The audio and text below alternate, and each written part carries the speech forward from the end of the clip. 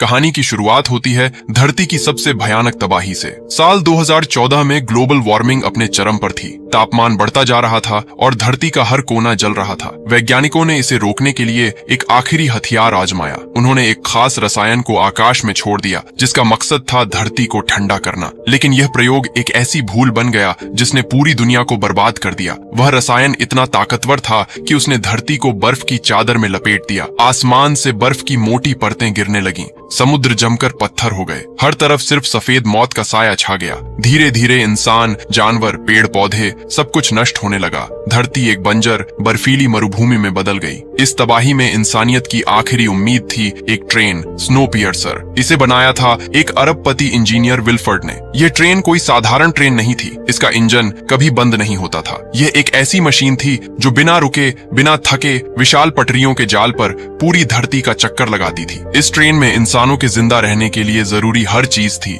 बिजली, पानी, खाना और एक पूरी तरह से आत्मनिर्भर दुनिया। इस ट्रेन में लोगों को 3 हिस्सों में बांट दिया गया था, जैसे कोई छोटा सा संसार हो। सबसे आगे ट्रेन के फर्स्ट क्लास डिब्बों में रहते थे अमीर लोग। ये वो लोग थे जिन्होंने मोटी रकम देकर टिकट खरीदा था। उनके लिए यह ट्रेन किसी 5 स्टार होटल से कम नहीं थी। स्वादिष्ट खाना, शराब, शानदार बेडरूम्स और हर तरह की सुख सुविधाएं, ये लोग जो चाहें वह कर सकते थे। उनके लिए ट्रेन में हर चीज उनकी मर्जी से उपलब्ध थी। बीच के डिब्बों में रहते थे इकोनॉमी क्लास के यात्री। इनकी जिंदगी फर्स्ट क्लास वालों जितनी शानदार तो नहीं थी, लेकिन फिर भी ये लोग ठीक ठाक जिंदगी जी रहे थे। उनके पास खाना था, साफ पानी था और कुछ बुनियादी सुविधाएं थीं। लेकिन ट्रेन के सबसे पीछे टेल सेक्शन में रहते थे थर्ड क्लास के लोग। ये वो गरीब लोग थे जिन्हें मुफ्त में ट्रेन में चढ़ने दिया गया था, लेकिन उनकी जिंदगी नरक से भी बदतर थी। इन्हें अच्छा खाना तो दूर, नहाने के लिए पानी तक नहीं मिलता था। पिछले 17 सालों से ये लोग सिर्फ एक चीज खाकर जिंदा थे, एक अजीब सा प्रोटीन बार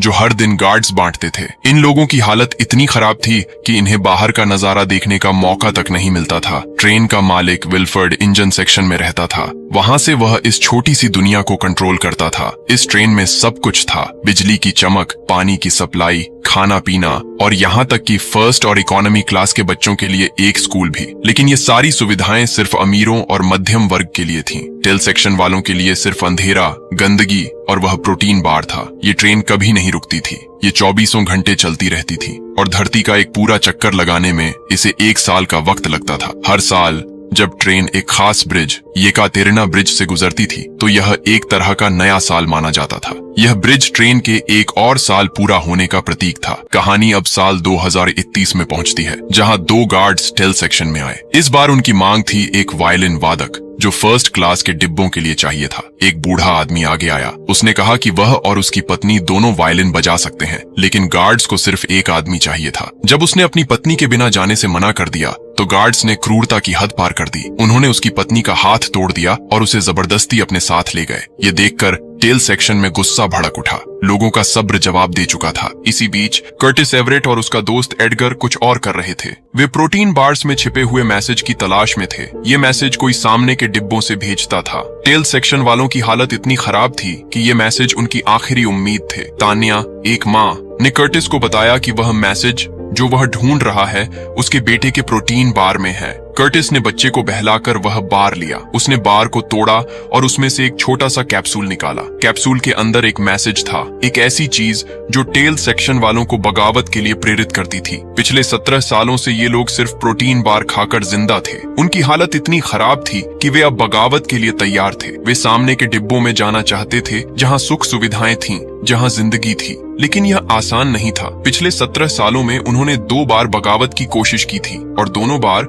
वे नाकाम रहे थे। टेल सेक्शन के लोग कर्टिस को अपना लीडर मानते थे, लेकिन कर्टिस खुद को लीडर नहीं मानना चाहता था। वह अपने अतीत से परेशान था। उसका अतीत एक ऐसा बोझ था जो उसे लीडर बनने से रोकता था। कर्टिस ने वह मैसेज गिलियम को दिखाया। गिलियम टेल सेक्शन का सबसे बुजुर्ग और समझदार आदमी था। वह कर्टिस को अपना लीडर मानता था, भले ही कर्टिस इसे स्वीकार न करे। इस बार मैसेज में एक नाम था, नामगुंग मिन्सु। नामगुंग वह शख्स था जिसने ट्रेन के सिक्योरिटी सिस्टम्स को डिजाइन किया था, लेकिन अब वह ट्रेन के जेल सेक्शन में बंद था। टेल सेक्शन वालों का प्लान था कि वे नामगुंग को छुड़ाएंगे। उसकी मदद से वे ट्रेन के सारे दरवाजे खोलकर इंजन सेक्शन तक पहुंचेंगे। अगर वे इंजन पर कब्जा कर लें तो पूरी ट्रेन उनके कंट्रोल में होगी। इससे उनकी जिंदगी बदल सकती थी। यह उनका आखिरी मौका था। उसी रात गार्ड्स और ट्रेन की सीईओ मेसन फिर से टेल सेक्शन में आए। इस बार वे बच्चों की मांग लेकर आए थे। गार्ड्स ने बच्चों की हाइट नापनी शुरू की। तानिया और एक और आदमी एंड्रयू अपने बच्चों टिमी और एंडी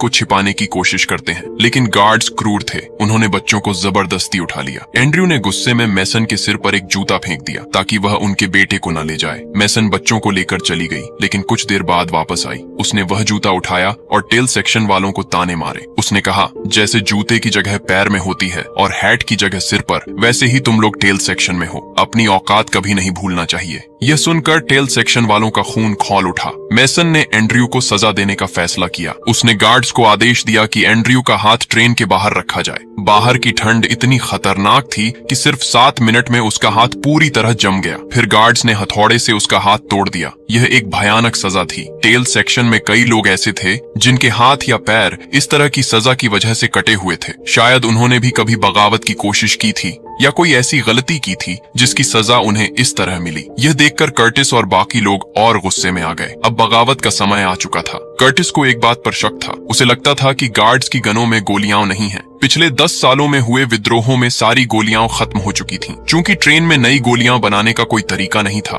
इसलिए कर्टिस को यकीन था कि गार्ड सिर्फ डराने के लिए खाली गनें लेकर घूमते हैं। उसने अपने शक को परखने का फैसला किया। वह एक गार्ड के पास गया, उसकी गन अपने सिर पर रखवाई और ट्रिगर दबवाया। जैसा कर्टिस को शक था, गन में कोई गोली नहीं थी। यह देखकर टेल सेक्शन वालों का हौसला बढ़ गया। उन्होंने गार्ड्स पर हमला कर दिया। गार्ड्स को मार गिराया गया और विद्रोही जेल सेक्शन तक पहुंच गए। जेल सेक्शन में उन्होंने नामगुंग मिन्सू और उसकी बेटी योना को छुड़ाया। दोनों क्रोनोल नाम के ड्रग के आदी थे और स्लीप चैम्बर्स में बंद थे। ट्रेन में सजा पाने वालों को इस तरह के चैम्बर्स में सुलाकर रखा जाता था। नामगुंग ने कर्टिस से सौदा किया। वह हर दरवाजा खोलने के बदले 2 क्रोनोल ड्रग की मांग करता था। कर्टिस ने यह सौदा मान लिया। योना में एक खास बात थी। वह दरवाजों के पीछे क्या है यह भांप सकती थी। जैसे ही वे अगले सेक्शन में पहुंचे, उनके सामने खिड़कियां आईं। 17 साल बाद टेल सेक्शन वालों ने पहली बार सूरज की रोशनी देखी। बाहर का नजारा बर्फ से ढका हुआ था। गिलियम, जो टेल सेक्शन का सबसे समझदार आदमी था, यह देखकर दुखी हो गया। 17 साल बीत चुके थे, लेकिन धरती की बर्फ अभी भी नहीं पिघली थी। ये देखकर टेल सेक्शन वालों का मन और टूट गया, लेकिन उनकी बगावत की आग बुझी नहीं थी। अगले डिब्बे में वे उस जगह पहुंचे जहां प्रोटीन बार्स बनाए जाते थे। कर्टिस ने मशीन के अंदर झांका और जो देखा उससे वह सन्न रह गया। प्रोटीन बार्स कॉकरोच को पीसकर बनाए जाते थे। यह एक घिनौना रहस्य था। कर्टिस ने इसे अपने तक ही रखा क्योंकि वह नहीं चाहता था कि बाकी लोग इसे जानकर और टूट जाएं। उसे एक और मैसेज मिला जिसमें लिखा था वाटर। इसका मतलब था कि अब उन्हें ट्रेन के पानी की सप्लाई वाले सेक्शन पर कब्जा करना होगा। यह सेक्शन ट्रेन का सबसे अहम हिस्सा था। अगर वे इसे कंट्रोल कर लें तो उनकी बात मानी जा सकती थी। पानी की सप्लाई पर कब्जा करने का मतलब था कि वे विल्फर्ड और फर्स्ट क्लास वालों को मजबूर कर सकते थे। लेकिन यह काम इतना आसान नहीं था। जब वे अगला दरवाजा खोलने की तैयारी कर रहे थे, योना ने खतरे की आशंका जताई। उसने कहा कि दरवाजे के पीछे कुछ गलत है, लेकिन तब तक बहुत देर हो चुकी थी। जैसे ही दरवाजा खुला, सामने ढेर सारे हथियारबंद गार्ड्स खड़े थे। यह एक जाल था। गार्ड्स ने विद्रोहियों पर हमला कर दिया। यहाँ एक भयंकर लड़ाई शुरू हो गई। तभी ट्रेन में एक अनाउंसमेंट हुई। ट्रेन येकातेरिना ब्रिज से गुजरने वाली थी, जो हर साल के चक्कर को पूरा होने का प्रतीक था। गार्ड्स हैप्पी न्यू ईयर चिल्लाने लगे, लेकिन ट्रैक पर बर्फ की एक विशाल चट्टान थी जिससे ट्रेन हिलने लगी। योना ने खाई में एक प्लेन का मलबा देखा जो पिछले साल की तुलना में अब ज्यादा साफ दिख रहा था। इसका मतलब था कि बर्फ धीरे धीरे पिघल रही थी। यह एक छोटी सी उम्मीद थी, लेकिन अभी विद्रोहियों के सामने जिंदगी और मौत की जंग थी। मिनिस्टर मेसन वहां पहुंची। उसने विद्रोहियों को ताने मारे और कहा कि उन्हें विल्फर्ड का शुक्रगुजार होना चाहिए जिन्होंने उन्हें ट्रेन में जगह दी। उसने कहा कि टेल सेक्शन वाले अपनी औकात भूल रहे हैं। उन्होंने ट्रेन का बैलेंस बिगाड़ने की कोशिश की है और अब उन्हें इसकी सजा मिलेगी। उसने गार्ड्स को आदेश दिया कि टेल सेक्शन के 74% लोगों को मार दिया जाए ताकि ट्रेन की आबादी कंट्रोल में रहे। ट्रेन अब एक लंबे टनल में घुसने वाली थी। गार्ड्स ने नाइट विजन गॉगल्स पहन लिए और अंधेरे में विद्रोहियों पर हमला शुरू कर दिया। कर्टिस ने अपने साथियों को मशालें जलाने का आदेश दिया। मशालों की रोशनी में टेल सेक्शन वाले गार्ड्स से भिड़ गए। यह एक खूनी जंग थी। लड़ाई के दौरान एक विद्रोही ने मेसन के एक कमांडर को पकड़ लिया। लेकिन मेसन ने उसे बलि चढ़ा दिया। उसने अपने कमांडर की जान की परवाह नहीं की। एक गार्ड ने एडगर को पकड़ लिया और कर्टिस को रुकने की धमकी दी। कर्टिस ने मेसन को पकड़ने की कोशिश की, लेकिन तब तक गार्ड ने एडगर को मार डाला। यह देखकर कर्टिस का दिल टूट गया। एडगर उसका दोस्त था और उसकी मौत ने कर्टिस को और गुस्से में भर दिया। आखिरकार कर्टिस ने मेसन को बंदी बना लिया। उसने गार्ड्स को रोकने का आदेश दिया। मेसन अब उनकी कैदी थी। पूछताछ में मेसन ने बताया कि बच्चे टिमी और एंडी सामने के डिब्बों में हैं। उसने कहा कि विल्फर्ड को बच्चे बहुत पसंद हैं, इसलिए उन्हें वहां ले जाया गया है। उसने यह भी बताया कि पानी की सप्लाई इंजन सेक्शन से आती है, जहां बर्फ को पिघलाकर पानी बनाया जाता है। टेल सेक्शन वालों का पानी पर कब्जा करने का प्लान बेकार था, क्योंकि पानी का कंट्रोल इंजन सेक्शन में था। अपनी जान बचाने के लिए मेसन ने कर्टिस को विल्फर्ड तक ले जाने का वादा किया। कर्टिस ने उसकी बात मान ली, लेकिन गिलियम ने उसे चेतावनी दी। उसने कहा कि जब कर्टिस इंजन सेक्शन में पहुंचेगा तो विल्फर्ड उसे अपनी बातों में उलझाने की कोशिश करेगा। गिलियम ने कहा, उसकी जबान काट देना, क्योंकि वह बातों में फंसाने में माहिर है। कर्टिस, नामगुंग, योना, तान्या और कुछ साथी मेसन के साथ आगे बढ़े। वे फर्स्ट क्लास के डिब्बों से गुजरे, जो एकदम अलग दुनिया की तरह थे। वहां फल सब्जियों के बगीचे थे, हरे भरे पौधे, ताजे फल और रंग बिरंगी सब्जियां। ऐसा लग रहा था जैसे वे किसी दूसरी दुनिया में आ गए हों। अगले डिब्बे में एक विशाल एक्वेरियम था, जहां मछलियां तैर रही थीं। यहाँ तक कि एक सुशी बार भी था। टेल सेक्शन वालों ने पहली बार सुशी खाई। उनके लिए यह किसी सपने की तरह था। कर्टिस ने मेसन को प्रोटीन बार खाने के लिए मजबूर किया, जो कॉकरोच से बना था। मेसन ने नाक भौं सिकोड़ी, लेकिन उसे खाना पड़ा। ये एक तरह से कर्टिस का बदला था। अगले डिब्बे में एक स्कूल था। यहाँ फर्स्ट क्लास के बच्चों को पढ़ाया जाता था, लेकिन यह कोई साधारण स्कूल नहीं था। यहाँ बच्चों का ब्रेन वॉश किया जाता था। उन्हें सिखाया जाता था कि विल्फर्ड एक भगवान की तरह है, जिसने इंसानियत को बचाया। टेल सेक्शन वालों को गंदा, कमीना और बेकार बताया जाता था। तान्या ने अपने बेटे टिमी की तस्वीर दिखाई और पूछा कि क्या किसी ने उसे देखा है। एक बच्चे ने बताया कि बच्चे सामने के डिब्बों में ले जाए गए हैं। ट्रेन उस जगह से गुजर रही थी जहां पिछली बगावत में कुछ लोग ट्रेन से कूद गए थे। बाहर की ठंड में वे तुरंत जमकर मर गए थे। स्कूल की टीचर बच्चों को उनकी लाशें दिखाती थीं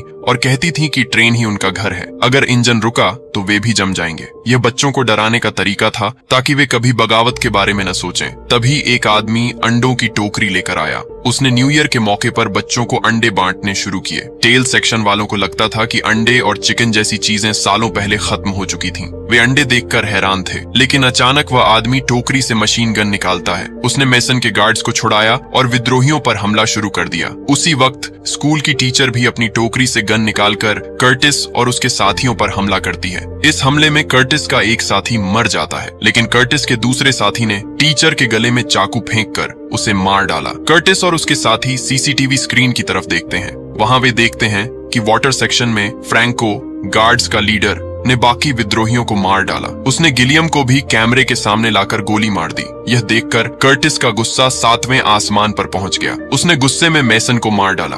अब सिर्फ कर्टिस, नामगुंग और योना बचे थे। वे आगे बढ़े। अब वे फर्स्ट क्लास की दुनिया में थे। यहाँ हॉस्पिटल, टेलर, ब्यूटी पार्लर और स्विमिंग पूल जैसी सुविधाएं थीं।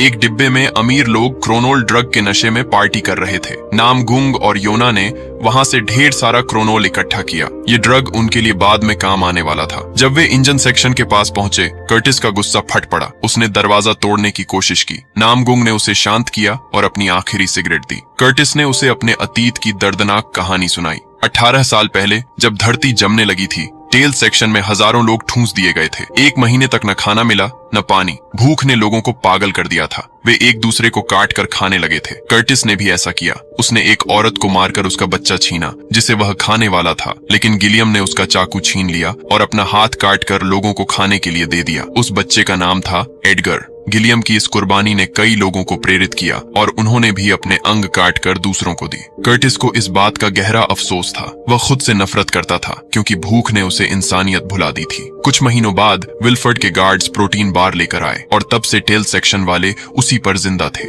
नामगुंग ने कर्टिस की कहानी सुनी। उसने कहा कि उनकी कहानी दुखद है, लेकिन अब इंजन पर कब्जा करने का कोई फायदा नहीं। उसने सुझाव दिया कि उन्हें ट्रेन का बाहर का दरवाजा खोलना चाहिए। उसने बताया कि वह क्रोनोल इकट्ठा कर रहा था, क्योंकि इसे ज्यादा मात्रा में इस्तेमाल करने पर यह बम की तरह फट सकता है। उसने कहा कि येकातेरिना ब्रिज पर हर साल वह खाई में प्लेन का मलबा देखता था। पहले सिर्फ उसका एक हिस्सा दिखता था, लेकिन अब वह पूरा दिखने लगा है। इसका मतलब था कि बर्फ पिघल रही है और बाहर अब जिया जा सकता है। लेकिन कर्टिस को उसकी बात पर यकीन नहीं हुआ। उसे लगा कि क्रोनोल के नशे ने नामगुंग का दिमाग खराब कर दिया है। तभी विल्फर्ड की सेक्रेटरी वहां आई। उसने नामगुंग को गोली मार दी और उसे मरने के लिए छोड़ दिया। फिर वह कर्टिस को इंजन सेक्शन में ले गई। वहां विल्फर्ड ने कर्टिस का स्वागत किया। उसने बताया कि वही मैसेज भेजता था। हर 5-10 साल में बगावत करवाना उसका और गिलियम का समझौता था, ताकि ट्रेन की आबादी कंट्रोल में रहे। इस बार गिलियम ने विद्रोह को नहीं रोका, इसलिए उसे मारना पड़ा। विल्फर्ड ने कर्टिस को इंजन दिखाया। उसने कहा कि वह अब बूढ़ा हो चुका है,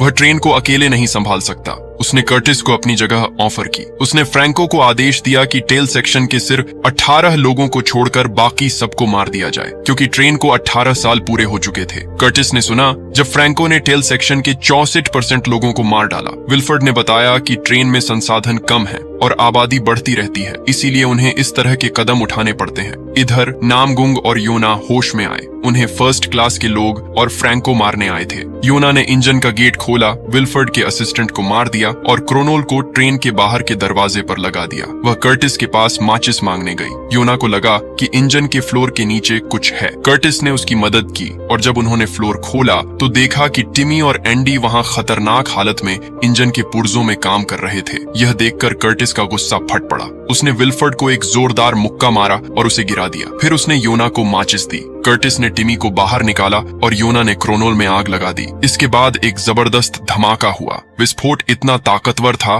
कि बर्फ की एक विशाल चट्टान ट्रेन पर गिर पड़ी। ट्रेन पटरी से उतर गई और सारे डिब्बे बिखर गए। इस हादसे में ट्रेन के लगभग सारे लोग मर गए, सिर्फ टिमी और योना बच पाए। वे ट्रेन के मलबे से बाहर निकले और पहली बार धरती पर कदम रखा। दूर एक पहाड़ी पर उन्हें एक सफेद भालू दिखा। ये एक संकेत था कि धरती अब फिर से जीने योग्य हो गई है। बर्फ पिघल रही थी और जीवन वापस लौट रहा था। यहीं पर कहानी खत्म होती